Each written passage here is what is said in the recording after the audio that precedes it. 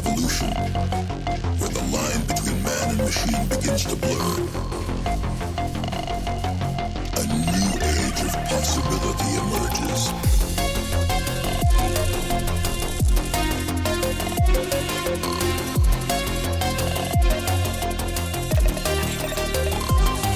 Where humanity is augmented to achieve what was once thought impossible. Welcome to the age of cybernetics.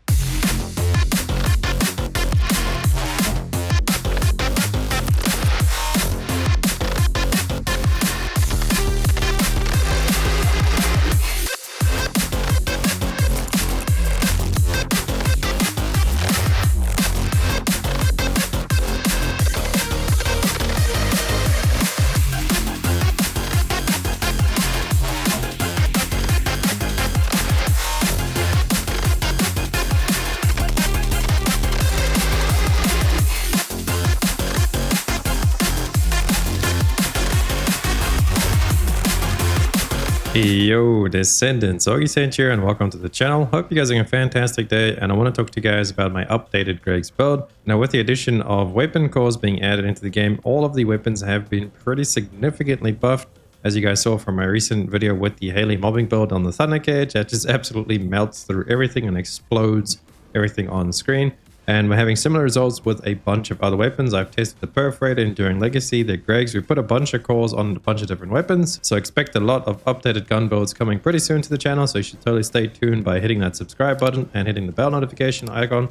Lets you know when I bring the builds out, and it supports me more than you'll ever know. So without further ado, let's just hop straight into this build video. Now, I have been using Haley to showcase this off because she is undoubtedly one of the best, if not the best gun Descendant. Although you do not need to use her to get the same results, but it will help significantly because she does boost our crit by quite a lot. As you can see now, we have 29.7, so say about 30% crit. That's base crit without Haley. And if we actually let this all the way stack up, I think we're at about 90 something percent crit. So we get a really high crit with Haley. You can see it gets to 16 stacks, and then we go check again. Now we are, okay, so we're at 89%. Again, we could say 90% crit. So it adds basically like 60% added crit. So that does help quite a lot because the bombardments and crit as well, like if the hit is a crit, then it's going to make the bombardments actually tick for more as well. So having Haley is definitely going to make it a lot stronger. Although you don't need Haley, you could use Enzo as well. He's like the second best gun Descendant in my opinion, because he gives you like crit, weak point, and he also gives you infinite ammo. So just a quick little disclaimer there, use Haley, she is the best gun Descendant at the moment. So now let's have a look at the mods, and I'm sure there's even better ways to set this up, especially with all the newer mods. I haven't actually had a chance to try out all these new mods, like this, for example, Analysis Master. I can't even English. Analysis.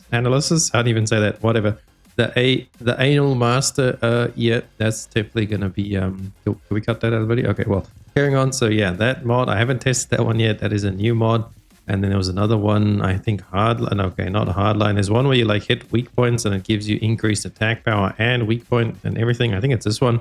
Upon successful weak point attacks, increase weak point damage for 5 seconds up to 20 stacks. But while the effect is active, failing that will reduce your firearm attack. So that's a pretty cool mod there. I haven't had the chance to try these out. As we go forward, we will try them out. If anybody knows if they're really good or not, let me know down below in the comments. I'd love to know. But for now, this is the build we have ended up on, and this is what we were using in all of the clips that you guys saw in the intro, where we got the 11-second Tony. I think it was like a 15-second Frostwalker and like a 9-second Obstructor. And that wasn't me fishing for like the best runs. I literally ran in and did them each like once or twice, and that was it. I just took the footage. So I was definitely not trying to get the speed run there. So you could probably improve this by quite a bit. So let's have a look. We're running better insight and better conk just for the crit chance, crit damage, along with conk priority, again, for massive damage on the crit there. Weak point sight, I think maybe this one is the mod we could play around with, like try one of those new mods to switch them in there. Because you can actually run these, like 2 of these actual ultimate mods now, because this is the special mod and the other one's the actual battle proficiency. So you can actually try and do that. And if you were to drop any mod, I would say weak point sight maybe would be the one you'd want to play around with, or potentially fire rate. But when we were testing out the superheated gun barrel, this does reduce our fire rate by 25. This increases by 25, so they pretty much cancel each other out. But I couldn't get any of the one phases with this on. The attack was more on the fire. Yes, it was like much stronger, but obviously the fire rate being so slow, we didn't have enough like burst to actually knock down the bosses and kill them before they go immune. So just keep that in mind. I think fire rate's pretty important. And we do have aiming as well for a massive amount of weak point damage. And then we have aiming as well for even more weak point damage. It gives you a little bit of accuracy reduction, but it doesn't really matter. Running rifle reinforcements action reaction just for the flat attack boost they're giving us. And then lastly, we're running fire conductor and fire enhancement. And you can actually switch these around if you really want to match the element. But in all the footage, I was using fire enhancement, even versus the obstructor. We just left it on fire enhancement because you just do so much fire damage. You could even just remove fire enhancement and leave fire conductor, because most enemies should be burning because your bombardments cause them to burn, as well as them buffing the Gregs that actually rolls with fire attack. As you can see now, under the firearm attack, it is rolling with innate fire attack. And while we might as well look at the CORES. We have firearm attack on both rolls, and then we have rounds per magazine on the other two rolls. So nothing too massive there, although, I mean, double percentage. That's basically getting 2 extra rifle reinforcements mods for free. As you can see, that's what's pushing our damage up so high. And then the bonus attack versus the Legion of Darkness, that doesn't really matter because you need to have the roll on the weapon for that to actually take effect. I just clicked it there because it is basically free to use the first call. You just have to use one of the calls, and I have so many of them lying around, so don't worry about the faction mod there. It doesn't matter at all. But try and get yourself the rounds per magazine, both rolls, and then firearm attack on the other two rolls. And then for the bottom rolls, we are running firearm crit hit damage and crit hit rate with weak point and firearm attack. And if you are going to predominantly use this weapon as like a Colossus killing weapon, you could go ahead and drop maybe the crit hit rate if you're using Haley. And if you're not using Haley, then maybe go ahead and drop the weak point damage. I just didn't feel like investing all of the materials right now because I'm testing so many different things. I'm burning through materials daily. I don't really have all the materials to go ahead and keep re-rolling and testing all that, but that would ideally probably be better. You just want to make sure you keep firearm crit hit damage and make sure you keep firearm attack, because those two are very important, obviously because we get such high crit rate, and then the firearm attack does buff like all the bombardments and everything else.